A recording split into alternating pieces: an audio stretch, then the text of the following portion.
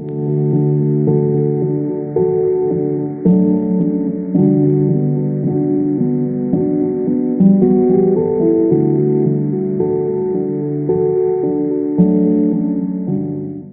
안녕하세요. 이번 특강은 우리 연구원 오픈기념 마지막 특강 네 번째입니다. 지금까지 풍수의 핵심을 좀 제가 세 번에 걸쳐서 해왔는데, 그러면은 그런 거에 맞춰가지고 감정은 어떻게 되는 거냐, 풍수 감정은. 그래서 풍수의 감정평가는 어떻게 이루어지나, 여기에 대해서 얘기하도록 하겠습니다. 흔히 풍수가 좋다고 합니다. 특히 명당이라면서 아주 풍수가 좋다고 말을 하죠. 근데 누구한테, 그럼 그 명당이 누구한테, 어느 정도, 얼마나 좋은 걸까요? 언제까지 좋은 걸까요? 반대로 풍수가 나쁘다고 합니다. 풍수 조건이. 역시 그렇다면 누구에게, 어떤 것이, 얼마나, 언제 나쁜 걸까요? 이렇게 과연 풍수가 좋다, 나쁘다를 그 퍼센테이지 정도도 있고요. 누구한테 그런 거냐, 언제 나타나냐, 이런 것들처럼 다 나눠야 돼서 풍수 감정은 굉장히 세분되어 제시되어야 합니다. 그래서 연구원 그 오픈 특강 마지막 순서로 제가 감정평가가 어떻게 이루어지는가, 그걸 핵심을 중심으로 얘기를 하고자 합니다. 단 이야기를 주거지, 가계터 위주의 양택풍수를 중심으로 얘기를 진행하겠습니다. 무덤 위주의 음택풍수는요, 정확한 포인트, 그 핵심되는 점이 중요하거든요. 조금만 틀려도 좋은 효과를 낼 수가 없습니다. 근데 양택평가는 일종의 필드, 이 장 개념입니다. 장. 어떤 그 주변의 장 개념이거든요.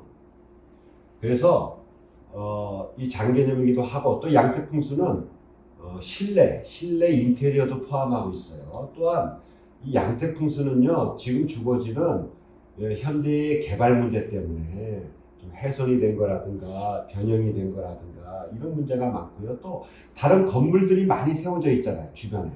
그래서 타 건물과의 관계 때문에 많은 요소가 개입됩니다. 그래서 실제로는요, 양택풍수 보기가 더 어렵습니다. 여러 조건들이 있기 때문에. 그래서 양택풍수를 중심으로 한다. 음택풍수는 정확한 맥을 잡고 핵심 포인트를 잡는 것이 핵심이기 때문에 그 나름대로 또 이거는 정확해야 되기 때문에 어려운 점이 있지만, 양택풍수는 아까 말한 현대의 개발 문제라든가 여러 제조건이 있기 때문에 다른 요소와의 관계성까지 고려하기 때문에 좀 더 생각해야 될 게 많거든요. 그래서 양택풍수를 얘기를 하면 그 안에 음택풍수의 요소도 다 포괄되기 때문에 제가 양택풍수에 준해서 이번 특강의 풍수 평가 문제를 얘기하기로 하겠습니다. 먼저 이런 강의를 하기에, 오늘 강의를 하는데 방식은 앞에 제가 세 번, 실제는 네 번인데요. 왜냐면 세 번째가 둘로 나눠져 있기 때문에 앞에 네 번의 강의에서 설명된 주된 핵심 사항을 정리하면서, 그 핵심도 정리하면서 풍수 평가의 문제를 갖다가 얘기하도록 하겠습니다. 자, 첫 번째는요, 모든 풍수 조건에 대전제 조건이 있습니다. 그래서 제가 재미있게 이런 표현을 썼어요. 바람이 사는 곳은, 바람이 살 곳은 바람이 살아야 된다. 이게 무슨 얘기냐? 풍로, 그래서 이거 바람길입니다. 바람이 지나가는 길이에요. 이 바람이 지나가는 길은 바람이 왔다 갔다 하니까 바람이 살 곳이지 사람이 살 곳이 아닙니다. 바람길은 피해야 되고요. 물이 살 곳은 물이 사는 거예요. 우리가 흔히 수맥로, 물이 지나간, 물이 흐르거나, 보통 때는 물이 흐르지 않아도 나중에 비가 오거나 이러면 물이 흐르는 곳, 이것은 물이 살 곳이지 사람이 살 곳이 아니다. 좀 심한 얘기로 이 바람이 살 곳에 사람이 집을 짓고 살거나 물이 살 곳에 짓고 살면은 굉장히 문제가 됩니다. 물론 이게 바람이라는 것은 어느 한 곳, 물처럼 한 곳으로만 가진 않지만 주되게 많은 길이 있거든요. 그래서 사람은 사람이 살 곳에 사람이 살아야 된다. 지맥로, 땅 기운이 있는 길입니다. 그래서 사람이 살 곳에 사람이 살아야 된다. 정리하자면 대전제 조건은요, 집터는 일단 사람이 살 곳에 잡아야 된다. 물론 무덤풍수, 음택도 마찬가지입니다. 절대로 바람이 사는 곳이나 그 다음에 물이 사는 곳에 있어서는 안 된다. 이게 첫 번째 조건이라고 할 수가 있겠습니다. 만약에 어떤 집이 평가하는데 사람이 살 곳에 짓지 않았다면 점수가 무지하게 떨어지는 거죠. 마이너스로 떨어집니다. 두 번째는요, 필수 조건입니다. 터의 필수 조건인데 그것은 배산임수다. 이게 가장 중요하기 때문에요. 뒤에서 밀어주는 힘, 제가 첫 번째 강의에서도 얘기했지만요. 뒤에서 밀어주는 힘에 의해 가지고 사방에서 의지하지만 뒤에서 밀어주는 힘이 가장 중요하다. 주산 그러기도 했습니다만, 근데 이거는 주세라고 표현하고요. 주산맥의 흐름이 어떠냐? 그래서 주산맥의 흐름, 주세. 이 필수이기 때문에 배산임수다. 우리 배산임수 했잖아요. D가 높고 임수 앞이 낮아야 된다. 배산임수의 조건이다. 이 배산임수를 기본 원리로 하면요. 산에서는 양의 에너지를 얻고 물에서는 음의 에너지를 얻어가지고 이 음양이 화합하면서 생명의 땅이 되는 것입니다. 산은 양 에너지, 물은 이제 음 에너지라고 그러는데 이걸 바꿔서 할 수도 있어요. 음양 배정은요 달라질 수도 있는 겁니다. 음양을 어떻게 배정하냐에 따라서 절대적인 것도 있지만 좀 다를 수도 있어요. 우리 한의학에서도요 몸을 이 앞을 양으로 보느냐, 뒤를 양으로 보느냐 이거는 경우에 따라 바뀌기도 하거든요. 그래서 어떤 책에서는 산은 움직이지 않잖아요. 움직이지 않으니까 오히려 음으로 보고 물은 움직이잖아요. 움직이니까 양으로 보고 그렇게 이제 배정하기도 합니다. 어떻든 간에 음양의 에너지를 얻기 때문에 음양화합이 이루어져서 생명의 땅이 된다. 그래서 배산임수라고 하는 것은 가장 중요한 필수 조건이다. 제가 강의에서 얘기했죠. 빗나간 남양신화. 그냥 남쪽으로만 본다고 해서 남양이 아니다. 지세양이 중요하다. 땅의 흐름이 남쪽을 향해 있는데 배산임수로 바라보려니까 배산임수로 바라보니까 그게 남양이 될 때 진짜 남양이다.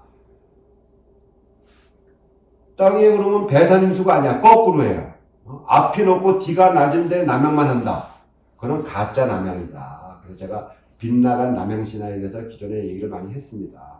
그래서 땅의 조건에 따라서 지세의 흐름에 맞춰서 배산임수를 하다 보니까 북향이 나올 수도 있고 동향이 나올 수도 있고 남향이 나올 수도 있고 이 남향은 그래서 2대에 걸쳐서 음덕이 있어야 남양집에 산다. 예전 강의에서 했습니다. 지세에 맞추다 가장 점수가 떨어지는 건 서양입니다. 배산임수를 했더니 서쪽을 바라봐. 서양이다. 왜냐면요, 이 서양은 해가 지는 방향 아니에요.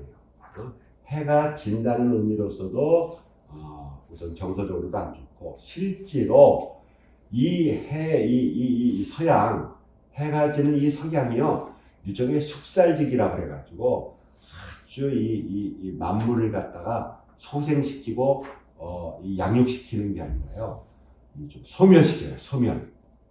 그래서 서양집에 오래 살면 우울증도 많이 걸린다고 그러고 그래서 이 서양은 좀 피해야 된다. 지세에 맞춰서 이루어져서 남양집이면 정말 좋고 북양집이라도 제가 예전에 강의할 때 인천 김성수 명당이라고 하는 인천 김성수 생가 북향이라고 했습니다.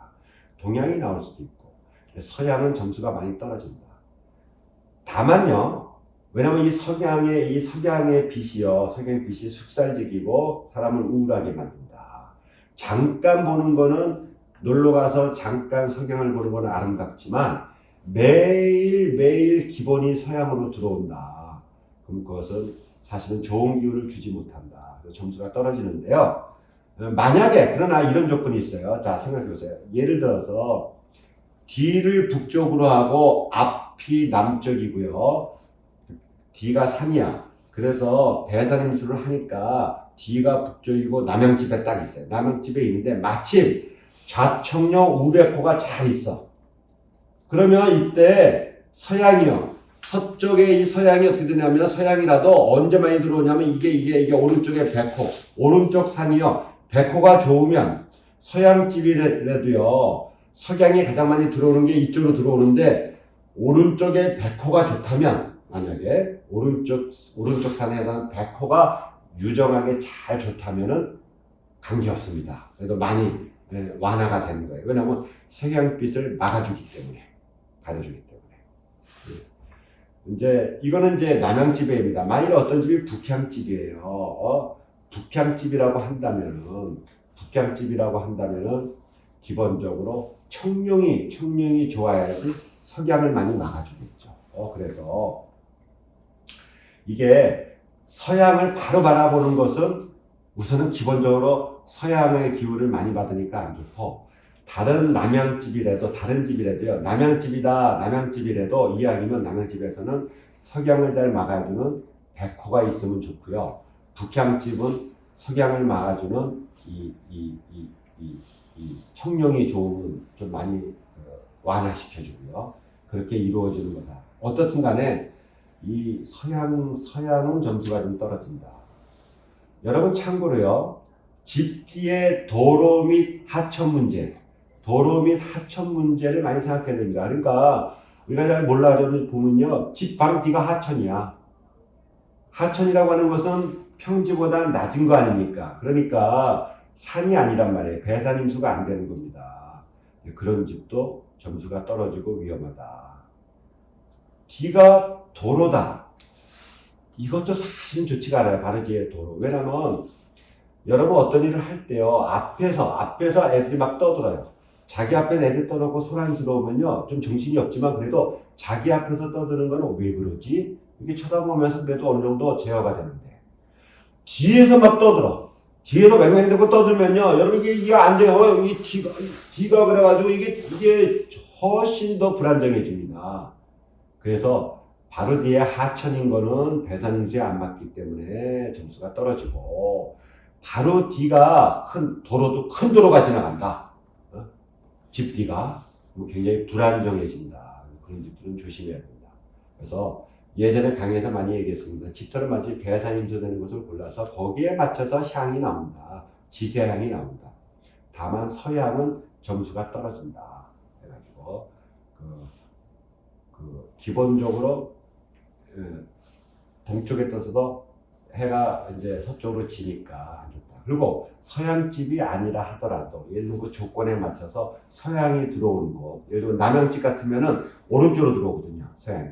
그럴 때는 오른쪽 백호가 잘 막아주고 있으면은 점수가 더 좋다. 이렇게 이제 생각을 하면 되겠습니다. 세 번째는요, 제가 배산이라고 그랬는데 이건 좀 어려운 겁니다. 조금 더 들어가면 뒷산이라고 하는데, 뒷산의 조건이 있어요. 여러분이 볼 때는 똑같은 산 같아도요, 위에서 만약 비행기에서 아니면 위에서 이렇게 바라본다 보면요, 산이요 똑바로 가는 게 아니라 이렇게 휘어요. 똑바로 가기도 하지만 이렇게 휜단 말이에요. 그래서 우리가 그림에서 보듯이 저렇게 위에서 이렇게 휜다 그러면, 여러분 생각해 보세요. 손도 마찬가지예요. 우리 인간의 손이 어느 쪽으로 있나요? 손이 왜 이렇게 안 있어요? 손이 왜 이렇게 안 있습니까? 나를 보호해 주려면은 손이 이렇게 돼야지 나를 보호해 주는 거예요. 나를 보호해 주는 거 아닙니까, 손이. 눈썹이 왜 이렇게 있어요? 눈썹이 코를 중심으로 해서 이렇게 있어야지, 요 안쪽에 눈썹이 이렇게 있어야지 요게 정상이잖아요. 그래서 내가 전에 강의한 것처럼 강의 조금 하다가 거기서 뭐 얘기했는데, 승질내거나 바녀가 그릴 때, 만화 그릴 때 거꾸로 이렇게 코가 집터라고 했는데, 그걸 보호해 주는 게 아니라 거꾸로 찍 이렇게 그리는 거. 그거는 여기를 보호해 주는 게 아니잖아요. 여러분 입도 입꼬리가 올라가야지 코를 보호해 주는 이렇게 되잖아요. 스마일. 근데 이렇게 거꾸로 되면은 흘러내릴 뿐만 아니라 여기를 반한다. 그래서 산이 이렇게 돌아가면은, 산이 이렇게 보호해주는 안쪽을 배요, 복이요, 뭐 음양론에서는 음이요, 안이요, 네, 이렇게 여러 가지 표현이 있는데, 가장 많은 것은요, 바깥하고 비교해서, 바깥쪽은 등, 우리 몸의 등은 바깥쪽이잖아요. 우리 몸의 배는 안쪽 아닙니까? 그래서 등배, 이렇게. 바깥쪽은 등이요, 안쪽은 배다. 등배 해가지고요. 한자로 하면 배복, 배복 이렇게 되는 거고. 우리말로는 박안, 안팎이죠. 박안. 또 한자라면 외내 이렇게 되는 거죠. 해가지고 그래서 등배에서 기본적으로 뒷살이라 하더라도 뒷살의 모습이요 그 털을 돌아가는 모습으로 더 보호해주는 자기 쪽을 보호해주는 각도로 있는 집이 되는 거예요. 해가지고 모든 산 밑이 다 사람이 사는 게 아니고 그 산의 흐름이 그 집터를 감아도는 것. 그래서 요거는 이제 조금 어려운 이제 중급으로 가는 겁니다만은 그래서 등배를 알아야 돼요. 집터는 산의 안쪽을 택해야 된다. 더 나아가면요 물도 그래요. 강. 여러분 강가도요 물이 똑바로만 흐르지 않잖아요. 물이 감아서 돌잖아요. 물이 감아놓는 안쪽에 마을이 생기는 거예요. 거기가 더 발전합니다. 감아도는 바깥쪽은요 발전을 못해요. 해가지고 다 모든 게 안쪽이다. 우리 사람의 구조도요. 여러분 누가 불량배를 만나서 얻어맞을 때 어떤 자세로 얻어맞습니까?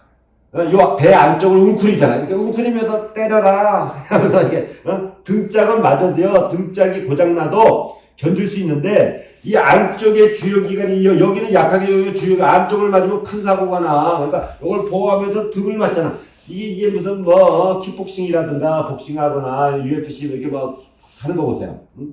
맞아도 안쪽을 맞으면 안 돼. 등짝 맞자. 이게 바깥쪽 맞잖아요. 바깥쪽 맞아. 해가지고 주요한 것이다. 안쪽에 있거든요. 그래서 산의 흐름이나 물의 흐름이나 심지어는 도로의 흐름도 그래요. 도로가 그냥 나는 게 아니고 산의 흐름에 맞춰서 도로가 나거든요. 그래서 대략 도로가 저렇게 굽어졌다 그러면요 산의 흐름이 저렇게 가는 거예요. 그렇기 때문에 저 등 쪽에 있는 산 밑은 진짜 배산 임수가 아니야. 바깥쪽이기 때문에. 요 안쪽으로, 요 가마도는 산이 이렇게 돈다, 산이 이렇게 돈다 그러면 여기다 이거죠. 여기는 바깥쪽 아니에요. 바깥쪽, 뒤는. 그래서 요거는 좀 중급입니다. 그걸 잘 봐야 되는데, 그래서 더 나아가면 물의 안쪽, 안쪽. 등과 배로 할 때는 배 쪽, 안쪽, 그거를 택해야 된다. 그랬을 때 점수가 더 높고요. 바깥쪽에 있다. 터가, 집터나 무덤터가 바깥쪽에 있다. 그러면 점수가 많이 떨어진다. 이렇게 이제 우리가 평가하면 되겠습니다. 그리고 이제 사신산을 보는 거죠. 주변의 산에. 옆산, 왼쪽 산, 오른쪽 산, 앞산이 어떻게 되어 있느냐. 그거는 일종의 국세라고 표현해요. 이 국을 만든다. 이 필드를 만든다. 이게 필드. 이 집터나 무덤터를 둘러싼 필드를 만든다. 하나의 장을 만든다. 그래서 국세라고 그러는데 내가 전에 얘기했죠, 여러분이. 요새 서울이나 도예지에 다 발전했는데 요새 사진사가 어디 있겠어요? 여러분 관심이 없으니까 안 보이는 거예요. 서울이 아무리 개발했어도요, 다 능선 있고요, 많습니다. 그래서 제가 이런 얘기 하죠. 어느 집에 놀러 갔더니, 친구 집에 놀러 가니까 너무 잘 되고, 혈색도 좋고, 자식도 잘 되고 잘 나가. 그러면 부러워만 하지 말고, 얘가 사는 집 주인은 어떻게 된 거야. 뒤도 보고, 배산수가 돼 있는지. 그 다음에 옆에도 봐. 왼쪽도 보고, 오른쪽도 보고, 앞산도 앞도 봐보란 말이에요. 그러면 안 보였던 게 보여. 무슨 간악산만큼 큰 게 아니야. 조그만 언덕이라도 있어. 언덕이 있고요. 앞에 이쁘게 조그만 산이라도 있어가지고 보호해주고 있단 말이에요. 이게. 그게 사신사예요. 지금 서울에도 좋은 아파트라고 한다면요. 이 사신사에 해당하는 것들이 있어요. 해가지고. 물론 이제 많이 낮아졌지만 지금의 남아있는 언덕이 한 3-4배로 봐야 돼요. 예전에 있던 거에 비해서 좀 개발도 하고 점점 낮아졌거든요. 그게 원래 상태는 보다 훨씬 높았다고 봐야 된다니까요. 그거 다 산입니다. 산. 내가 전에도 얘기했지만 평지 같은 강남도요. 절대 평지가 거의 없어요. 거기서도 다 좋은 데는 둘러싼 사신사가 보인단 말이에요. 이제는 예전에 관심이 없기 때문에 안 보이는 겁니다. 여러분이 세상 일이 그렇잖아요. 관심이 없을 때는 안 보여. 어디 한번 관심이 없을 때는 무슨 뭐 교회가 어디 있는지 안 보이다가 이제 교회 다녀봐야지 그러면은 맨 교회가 눈에 띄고요. 사주 한번 볼까? 어디서 보지? 뭐 옛날에는 신경도 안 썼더니 신경 쓰면은 이제 간판이 보여요. 이렇게 그런 것처럼 이제 산을 관심을 가지면 조그만 산이라도 언덕이라도 보면 보인다. 그래서 이게 왜 중요하냐? 사방에서 보호해주는 산이라고 그랬죠. 나를 보호해주기 때문에 첫 시간에 얘기했잖아요. 사람은 독불장군이 없다. 인간관계에서 다 주변에 도움을 받아서 내가 됐듯이 주변의 산의 도움 속에서 있으면 그 안의 터가 바이오 에너지가 감돈다. 제가 이렇게 얘기했단 말이에요. 그래서 이 사신사가 주변에 왼쪽 산, 오른쪽 산, 그 뒷산은 원래 괴산이 있으니까 있고 왼쪽 산, 오른쪽 산, 앞산이 이렇게 있으면은 이것이 기본적으로 안에 있는 털을 갖다가요 보호해주고 더 단단하게 응축해주고 더 잘 자라고 육성해줘요. 그래서 보호, 응축, 육성이라고 표현하는데 그건 단계가 좀 더 높아지는 겁니다. 뭐냐면은 점점 더 감싸 안아. 주변의 산들이 나를 향해서 점점 이 감싸는 강도가 높을수록 처음 단계는 보호지만 더 쪼여주고 더 보호해주면 응축해주고 한 번 더 보호해주면 육성해줘가지고 보호, 응축, 육성이라는 더 높은 단계로 올라가는 겁니다. 여러분 생각을 해보세요. 좋아하는 사람을 만나면 너무 반가우면은 사랑하는 사람이든 보고 싶은 사람이든 반가우면 어떻게 돼요? 야 반가워하고 껴안잖아요. 껴안는데 어떻게 돼요? 반가운 강도가 셀수록 여러분 어떻게 돼요? 더 바짝 껴안잖아요. 뭐 조금 반가워? 반가워? 정말 반가워. 막 두 손으로 껴안잖아요. 이런 것처럼 주변 산이 가운 이 털을 갖다가 얼마나 더 보호를 강도 있게 하느냐에 따라서 보호했다가 더 쫙 응축해주고 더 안을 갖다가 만물이 소생하도록 육성해준다. 단계가. 그래서 이거는 얼마나 더 쪼여주느냐, 얼마나 더 보호해주느냐, 강도가 그거에 의해서 이루어진다. 그리고 제가 세 번째 시간에 해석 얘기를 했어요. 해석. 이런 주변의 산들이 보호를 해줄 때, 혹은 보호를 못 해줄 때 어떠한 영향이 미치느냐. 아주 많이 하진 않았지만 일부 좀 했고 인이 예지신 갖고 제가 얘기를 했습니다. 그래서 인사의 배정에서 해석한다. 이렇게 해석하는 건요. 어떤 사람이 이런 말, 어떤 게 알려진 사람들이요. 되게 웃기는 게 신문이나 방송에 일부 하면요. 이런 해석을 하면 풍수의 조건이 인사, 세상사, 사람들의 세상사에 영향을 미친다. 풍수의 효과가 실제 생활에 영향을 미친다. 이렇게 얘기하면요. 전부 술수래. 네? 술수풍수, 술수라고 그래요. 아니 그게 술수라면은 풍수를 왜 합니까? 풍수는 그걸 해석하기 위해서 하는 건데 그것이 얼마나 잘 감쌌냐 못 쌌냐에 따라서 삶이 어떻게 변화하느냐 영향을 주느냐 그거를 무시하면 안 되는 거예요. 그거를 술수라. 근데 그렇게 말하는 그 사람도 근데 누군지 이러면 안 되겠습니다만은 그렇게 말하는 자기는요 여기가 땅이 좋다 뭐 명당이다 이런 얘기를 해요. 그런 얘기 왜 합니까? 그러면 술수라고 그러면 명당이 왜 명당이에요? 그냥 뭐 아름다우니까 명당입니까? 그 안에 있는 털을 좋게 만들어주니까 하는 거니까 모든 건 다 풍수는 인사가 개입되는 겁니다. 인사가 개입되는 걸 부정하면 풍수를 인정할 필요가 없어요. 해가지고. 그래서 이렇게 풍수적 조건을 인사에 배정해서 해석하는 것은 단순한 술수가 아니고요. 풍수 영향력을 세상사에 적용하는 겁니다. 그래서 이거를 뭐 믿지 않거나 의미가 없다고 생각하면 풍수 관심 안 가지면 되는 거고. 그런데 첫 시간에 얘기한 것처럼 분명한 영향력이 있고 많은 이 사례문을 통해서 나는 믿고 있고요. 그래서 누군가에는 그게 중요하고 그 누군가는 그래서 감정을 받고자 하는 거예요. 또 감정을 받다 보면 맞는지 틀리는지가 듣다 보면 알잖아요. 해가지고 실제 영향력이 굉장히 중요하다.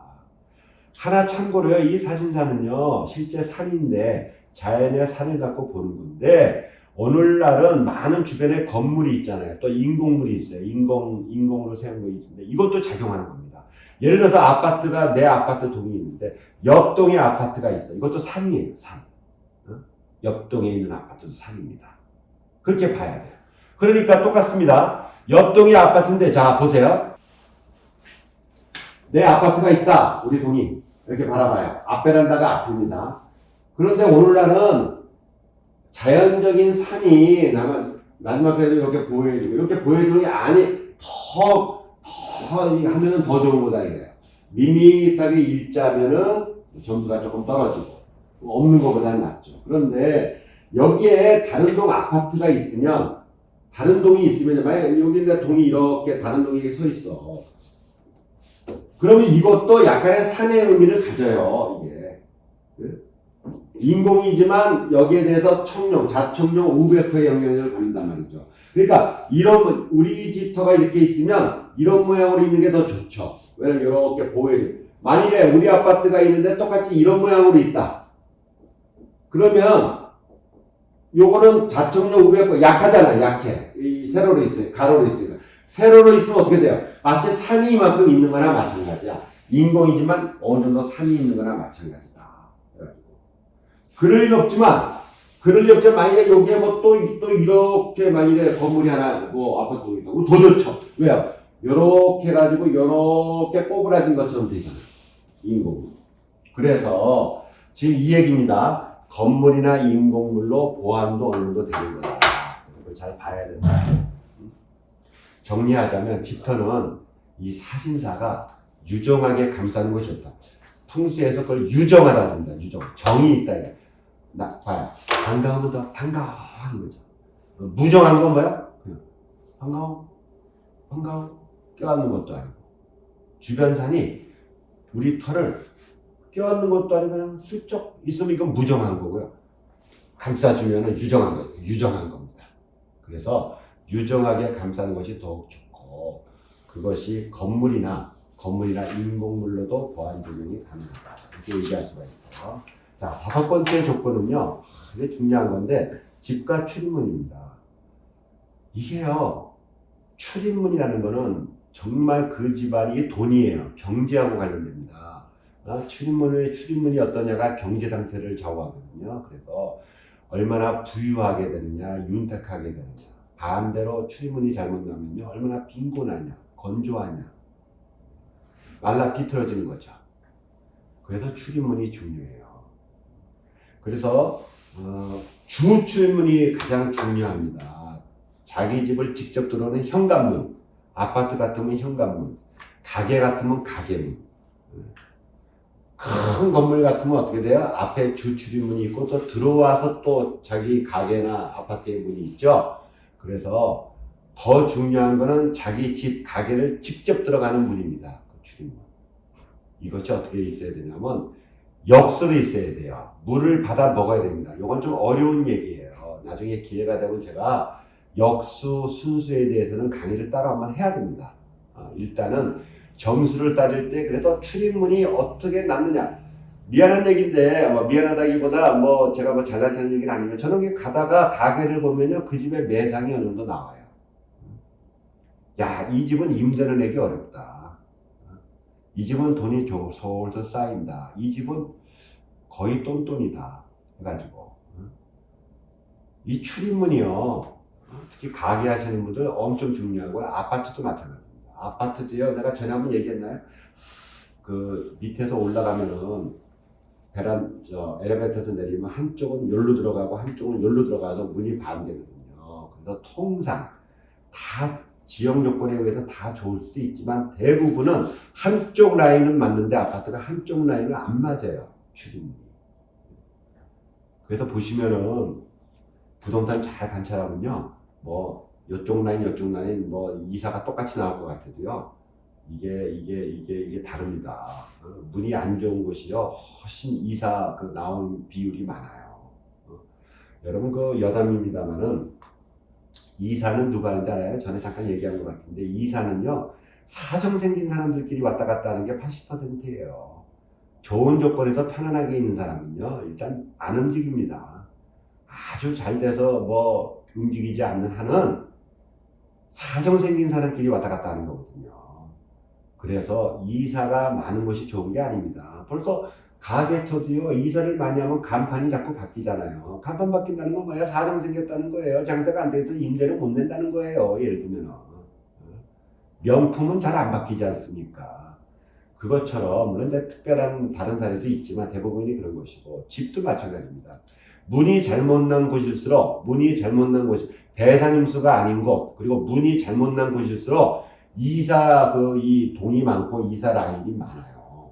해가지고 그래서 이 문이 굉장히 중요하다. 그래서 풍수의 감정 평가를 할 때는요 배산임수라든가 주변 조건도 많이 중요하게 여기고 또 하나 중요하게 여기는 게 바로 이 출입문이에요. 가계터에서는 출입문이 점수가 더 높아요. 왜? 가계라고 하는 것은 뭐예요? 잠을 자진 않잖아요. 손님을 많이 받고 돈을 많이 벌어야 되는 거잖아요. 그렇기 때문에 가계터는 이 출입문이 점수가 제일 높다. 그런데 아까도 얘기했지만 집의 출입문 중심이라고 했습니다. 자기 집 출입문. 공동주택의 출입문이 있을 수 있어요. 가게도요 어떤 큰 빌딩에 공동 출입문이 하나 있을 수가 있잖아. 그것도 한 20%의 영향력은 있는데 실제로 80%는 직접 자기 가게, 자기 아파트 방을, 자기 집을 들어가는 현관문이 훨씬 더 중요하다. 물론 공동주택의 출입문까지도 맞으면 점수가 좀 더 플러스 된다. 하나 더 말씀드릴 건요. 이 가게터에서 특히 그런 일이 일어나는데 가게터에서 출입문이 2개 있는 경우가 있어요. 이게 참 이거 안타까운 겁니다. 정말 엄청나게 크지 않는 한 출입문은요 하나 있어야 돼요. 그것도 맞는 출입문 하나가 딱 좋습니다. 우리가 출입문이 많으면 사람들이 많이 올 것 같죠? 천만의 얘기예요. 공간 안에 공간하는 도 어렵고요. 아니 여기까지 왔던 사람이 출입문이 조금 돌아간다고 안 들어옵니까? 출입문 2개 내가지고 잘 된 경우가 거의 없어요. 한쪽 출입문은 맞아도 한쪽 출입문이 안 맞거든요. 그러니까 돈이 들어왔다 다 새 해가지고요. 그래서 이 출입문은 기본적으로 하나를 해야 되고 또 이제 뭐 경우에 따라 차이가 있긴 합니다만 대부분 또 하나를 만들 때도 출입문을요 가운데다 만들어. 가운데. 자고로 출입문 가운데 만든 것 중에도 성공한 거 드물어요. 우선 공간 활용에 있어서도 출입문을 가운데 놓으면요 그 주변이 다 그 주변 많은 이 공간이요 못 쓰게 돼요. 실제로 활용을 못 합니다. 그래가지고 가능하면 어느 왼쪽이든 오른쪽이든 치우쳐서 들어가는 게 좋은데 그것이 이 역수 물의 흐름을 받아 먹어야 된다. 어떤 것이 물의 흐름을 받아 먹느냐 이거는 경우의 수를 이제 많이 얘기해야 되기 때문에 제가 따로 특강을 굉장히 중요하기 때문에 역수 순수의 문제를 그림을 통해서 제가 설명하는 것으로 하겠습니다. 자, 정리하자면은 물은 기본적으로 물을 받아 먹어야 돼. 물을 받아 먹는 건 역수입니다. 역수를 그냥 잠깐만 얘기하면 이봐. 물이 이렇게 흘러가면 여러분이 바가지로 물을 줄 때 어떻게 돼요? 물이 이렇게 흘러가면 바가지로 거꾸로 이렇게 뜨면 금방 뜨잖아요. 물이 이렇게 흘러가는데 바가지를 흘러가는 방향으로 뜨면 물 뜨기가 어렵잖아요. 물이 이렇게 가면 바가지 대기만 해도 한 바가지가 떠죠. 출입문이 그래야 된단 말이에요. 물을 거슬러야 돼. 그게 역수야. 거슬 역자. 물을 거슬르는 방향으로 출입문을 내야 돈이 들어온다. 물이 돈이거든요. 기본적으로. 그래서 물을 거두어 들이는 방향으로. 풍수에서는 역수 그러는데 거기에 출입문이 있어야 그 집이 풍요롭고 조율이 돼가지고 부유하게 된다. 이것이 이제 아주 중요한 출입문에 관한 얘기입니다. 다음으로는 집터가 있거든요. 이 집터에 건물 모양이라는 게 있어요. 건물 모양과 주변 환경인데 이걸 크게 보면 저는 모양론이라고 얘기합니다. 모양론. 그래서 기두라고 해가지고 에너지 중심적이거든요. 그것이 건물, 예를 들면 이런 거죠. 예를 들어서 이렇게 길쭉한 건물, 너무 이렇게 길쭉한 건물은요, 이게 무게중심이 가운데 있질 않아. 이게 이렇게 길쭉하게 되거나 이렇게 너무 길쭉하게 된 터는 좋은 터가 아니다. 기본적으로. 이게 여기에 무게중심이 이 건물 안에 좀 있어야 되는데 이러면은요, 이게 중심하면 여기에 있을 것 같아도 너무 멀어지기 때문에 이게 밖에 생겨요. 그래서 기본적으로 이제 기두를 갖다가 이제 정하는 법이 있는데 대체적으로 크게 보면 무게중심을 할 수 있고요. 너무 그다음에 뭐 이런 건물도 이건 좀 낫죠. 이런 건물 막 이런 터가 있다. 뭐 이런 터가 있다. 이러면요 이게 무게중심이 요게 오기 어려워. 이게 뭐 이런 쪽에 있단 말이에요. 이런 쪽에 있고. 그래서 이런 모양의 터, 그러니까 뭐 좀 드문 모양입니다만은 좀 모양이 괴팍하다. 이게 모양론이 우선 안 좋은 겁니다. 그래서 이제 저희가 감정할 때는 이 터에 그 가게터든 뭐 일반 아파트야 반듯합니다만은 기두가 어디냐. 통상 일반 아파트는요, 무게중심이 어디냐면 거실이에요, 거실.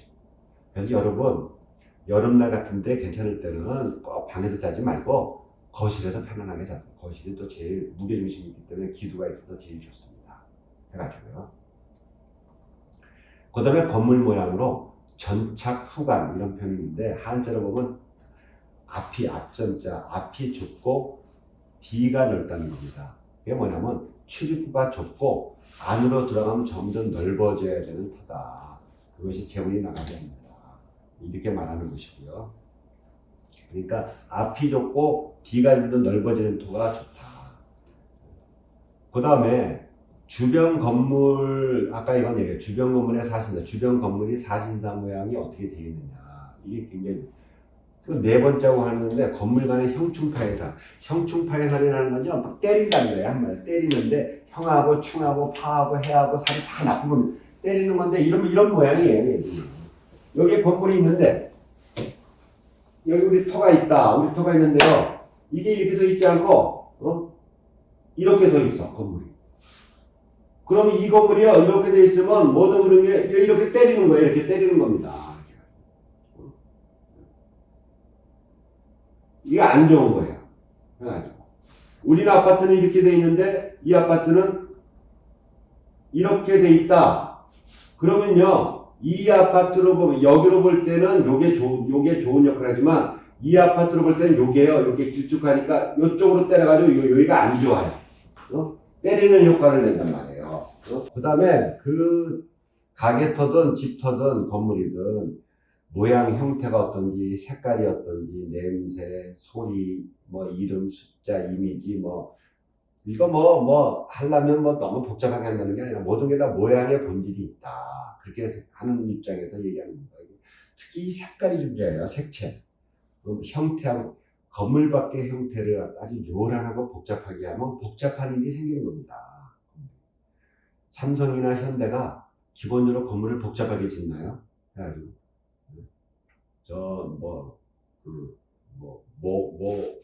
재벌 빌딩요.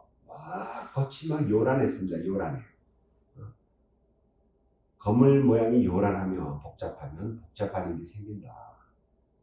색깔도요, 안정감이 있어야 되는데, 옛날 이런 것도 있었어요. 무슨 한때 유행해가지고, 널판지를 갖다가 막 인두로 지진 것처럼 딱 지져가지고 건물을 쫙 지직하고 멋있는 줄 알고 그렇게 건물을 한번 지은 적도 있고 건물을 갖다가 인테리어 한 적도 있어요. 그래서 이게 지진 것처럼 막 흉측하게 좋은 게 아니다. 건물 높이가 있습니다. 마지막으로는 건물 높이도 주변하고 비교해서 너무 높은 곳은 안 좋다. 특히 주거지가 돼요. 주거지가 그 터가 괜찮아도 그 주변 뒷산과 주변에 보호하는 산의 높이 한 2배 정도까지는 괜찮은데 왜냐면 이게 원래 이 산이 옛날에 한 2배는 됐거든요. 근데 너무 높이 올라가는 것은 좋지가 않다. 건물 높이도 관련이 됩니다. 정리하자면 이런 것들이 다 뭐냐면요. 모양이에요. 모양에 따라서 어떻게 되느냐. 그 모양이 다른 주변의 건물이 우리 모양을 때리는 모양이냐 아니냐. 그 형태가 복잡한 모양이냐 아니냐, 색깔이 이게 복잡하냐 안 하냐, 이런 다 모양이거든요. 그래서 모양의 본질을 갖고 있기 때문에 이런 것도 점수 차이를 갖다 주면서 우리가 평가에 참고하게 됩니다. 자, 마지막 같은데요. 풍수 인테리어입니다. 이제 내부로 들어가요. 내부로 들어가면은 침실, 거실, 공부방의 사용 방법을 우리가 평가하면서 해야 됩니다. 여기 가장 중요한 건요. 침실의 머리 방향입니다. 이게 주거지에서 제일 중요한 건요. 침실이에요. 침실. 왜냐면은 깨어있는 게 아니라 잠을 잘 때는 거의 무의식 상태로 잠을 자잖아요. 이때의 터의 조건이, 땅의 조건이 가장 영향을 받아요. 그래서 잠자리 침대 위치가 제일 중요합니다. 일반 주거지에서는 첫째는 침실의 침대 위치, 그걸 어디다 놓을 것이냐. 근데 이거의 이론도 잘못된 게 너무 많아요. 잘못된 게. 그래가지고 이것도 배산임수로 해야 됩니다. 배산임수로. 머리 있는 부분이 높아야 되고 발이 낮은 부분으로 누워야 된다. 근데 그렇게만 하려니까 아파트 구조가 자기 마음대로 안 되잖아요. 분양받았거나 뭐 사서 갔거나. 그래서 거기에 맞춰서 이런 것들은 안 맞는 것은 평가를 하되 보완하는 방법이나 이런 것들이 이제 저희가 해줄 거고요. 두 번째로 중요한 거는 거실입니다. 왜냐면 거실은 주로 거실에 소파라든가 TV 놓고 보는 거는 반무의식이야. 침실은 거의 무의식 상태로 자는 거라면 거실은 쉬는 공간이잖아요. 툭 해가지고 거의 반 자는 거나 마찬가지입니다. 그래서 거실의 TV와 이 소파의 위치가 어떻게 돼야 되는 거냐. 이것도 배산임수로 돼야 되거든요. 배산임수로 잘 안 될 때는 이 순위를 어떻게 돼야 되냐. 이런 것들이 이제 평가해 주거나 해가지고 조정해 주는 거고요. 그 다음에 중요한 게 공부방이에요. 뭐든지. 자녀들의 공부방. 왜냐면 공부는요, 공부를 잘해야지 미래가 좋아져요. 근데 공부방에 책상을 어디다 놓느냐. 이게 굉장히 중요한 거거든요. 공부가 잘 되냐, 안 되냐. 이런 문제가 있고. 그 다음에 방문, 화장실 문인데 이 문도요, 똑같아요. 그 안에서도 자기 집의 출입문이 중요했지만 또 각각에 들어가면 방내 문이 어느 쪽에 나 있느냐에 따라서 가장 좋은 방, 두 번째 좋은 방, 좀 처지는 방에 따라서 용도가 달라져야 됩니다. 가장 좋은 방에 그 주인의 침실이 있어야 돼요. 해가지고. 근데 요새 이게 문제가 되는 게 이 화장실, 이 거실 안에 화장실을 두는 문화 때문에 이게 잘 위치가 잘못돼가지고 그 화장실 쪽을 피하려고 해가지고 이 잘못 머리를 두는 경우가 굉장히 많습니다. 이 침대 위치가 잘못되면요. 똑같은 시간을 자더라도 피로 회복이 덜 되고 건강에 문제가 생겨요. 특히 두뇌 머리 쪽이나 반대로 아랫도리, 정자, 난자 이쪽에 아랫도리 쪽에 문제가 생깁니다. 이런 풍수 인테리어와 관련해서요, 동사택, 서사택, 뭐 이런 이론을 적용하는 사람이 있거든요. 패처를 갖고서, 우리가 방위를 보는 패처를 갖고서 동사택, 서사택으로 이걸 하는 이론이 있는데, 사실 이거는요, 전에 제가 얘기했습니다만, 이거는 중국 사람들이 미국에 가가지고, 미국에 가서 터뜨리면서 쉽게 하려고 이 이론을 갖고 나오는 건데, 우리나라 같이 이렇게 산악지대 지역에는 맞지가 않아요. 근데 쉽게 공식처럼 하기 위해서 이게 소개되고 또 이걸 갖다가 풍수 인테리어라고 여기에 맞춰서 동사택 서사택에 맞춰서 패쳐서 그러니까 쉽게 말하면 방위 풍수예요. 여러분 이렇게 생각하면 됩니다. 뭘 얘기하는데 동서남북이 어쩌고 동쪽 뭐 남쪽 뭐 북쪽으로 머리를 돌아 어느 쪽으로 머리를 돌아 동쪽으로 무슨 뭐 책상을 돌아 무슨 동서남북 방위로 얘기하는 사람 엉터리라고 보면 돼요. 전부 그 엉터리입니다. 지세가 중요하기 때문에 어디가 높으냐 낮으냐 지세로 얘기해야지 동서남북으로 얘기하는 건 안 된다. 그럼 단순한 방위 풍수에 해서 공식 적용하는 것이다. 지구상의 가장 큰 에너지장 구조는 지구 표면체거든요. 우리 지구의 표면이거든요. 이것에 의해서 모든 동식물의 생명현상이 일어나기 때문에 이 땅 기운에 의존해야 돼요. 그래서 지세가 어떻게 되느냐, 지세가 높으냐 낮으냐 어떻게 여기를 보호해 주냐 아니냐, 지세에 근거해서 모든 걸 생각해야지. 그런 건 저런 관계없이 동서남북이 어떻다, 해철 방위를 보고서 하는 이론은 조심해야 된다. 지금 오늘날 풍수 인테리어라서 유튜브에서도 많이 나오고 있습니다만은 다 대부분은요 이 방위 풍수예요. 동사택 서사택 갖고 하는 건데 이거는 옳지 못하다. 뭐 실제로 적용해가지고 사례용을 해보면요 안 맞아요. 안 맞는데 그게 쉬우니까 공식처럼 나오니까 그렇게 적용하는 사람들이 너무 많다. 저는 이것이 오늘날 또 하나 풍수를 좀 못 믿겠다 하는 이유 중에 하나가 되는 거라고도 생각을 합니다. 그 다음에 오행의 상생상극에 따라서 색채 적용, 뭐 이거는 조금 복잡해졌습니다만은 상생상극 원리에 의해 가지고 어디 이 안에 인테리어를 할 때 색채를 좀 적용시켜 주고요. 그 다음에 정리정돈 수리 이것도 좀 해가지고, 근데 이거는 어디나 정리정돈 수리하면 다 좋잖아요. 그래서 되게 웃기는 게요, 뭐 잘못 아까 동사택 서사택 방위 풍수에서 문제 있다는데 그렇게 문제 있다 하더라도 처음엔 정리정돈 수리하면 다 좋아져. 기분이 좋아져요. 깨끗하게 하니까. 근데 깨끗해서 좋아진다고 계속 가는 게 아니다. 원칙에 맞으면서 정리정돈 수리가 돼야 된다. 그 대풍수와 소풍수란 말을 씁니다. 그러니까 제가 지금까지 강의한 게 대풍수인데 큰 풍수의 원리인데 그런 건 생각 안 하고 이 풍수 인테리어라고 하는 이름을 해가지고 요 패처를 갖고 침실에 뭐 이렇게 놔야 된다, 뭐 화분을 여기다 놔야 된다, 어쩌다 뭐 동사태 서사태에서 그 방위 풍수로 따지는 거 이게 소풍수는 뭐 흔히 뭐 좋게 얘기하면 소풍수인데 이거는 점수 비중도 적을 뿐만 아니라 잘 맞지가 않는다. 좀 조심해야 됩니다. 혹시 이사날이나 이사방위를 따지는 경우도 있는데 이거는 뭐 다 적용하면 좋지만 그렇게까지 신경을 안 써도 된다. 자, 정리하면요. 풍수 인테리어를 특별하게 생각하지 말고요. 기존 기본 개념을 중심으로 해서 이 풍수 인테리어는 보조적으로 운영해야 된다. 왜냐면 더 큰 개념, 기본 개념이 더 큰 개념이고 점수가 큰 거거든요. 30점, 20점, 뭐 큰 거니까 합쳐서 한 8, 90점이 큰 거로 생각하고 그 안에 세세한 거. 그게 이제 풍수 인테리어가 들어가는 것이죠. 이렇게 생각을 해야지 큰 거는 별로 생각 안 하고 그 작은 세세한 것만 갖고서 따지면은 소탐대실이죠. 해가지고. 그런데 큰 거를 잘 모르고 어렵고 하니까 그 작은 것만 갖고 그 뭐 얘기하고 유튜브 강의에 그런 거 많습니다. 해가지고 조심해야 됩니다. 지금까지 제가 얘기한 걸 정리하면요. 이렇게 돼요. 땅, 집이라고 하는 것은 바람이 살 것, 물이 살 것, 사람이 살 것, 도로가 있을 것, 식물이 있을 것.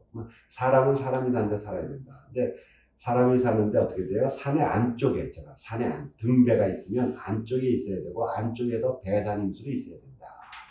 라는 얘기겠죠. 필수 조건이다. 그 밑에 가면은요, 사신사가 국세인데 사신사가 여러 조건에서 잘 보여주느냐. 그래서 좋으냐 나쁘냐 여러 조건이 나올 수가 있고요.